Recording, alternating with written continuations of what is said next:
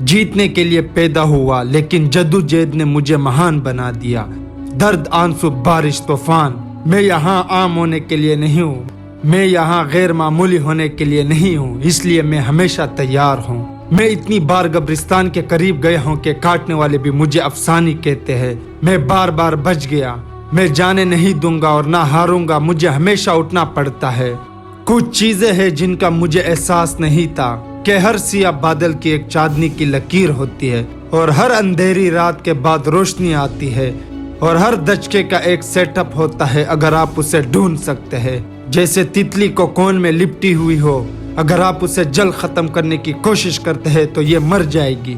ये वो जद्दोजहद है जो परों में खून को मजबूर करती है। ये वो जद्दोजहद है जिसने मुझे जीतना सिखाया। बहुत से नाकाम होते हैं, इतनी आजमाइश, इतनी बार मैं सारी रात जागता रहा, लेकिन मैं नहीं छोड़ूंगा। मैं कोशिश करना बंद नहीं करूंगा।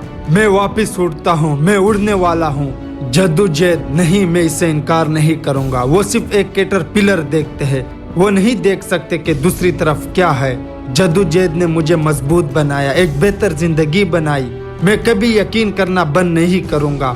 मैं उड़ने वाला हूँ। जद्दोजहद नहीं, मैं इससे इनकार नहीं करूंगा। वो सिर्फ एक कैटरपिलर देखते हैं, वो नहीं देख सकते कि दूसरी तरफ क्या है। Thank you.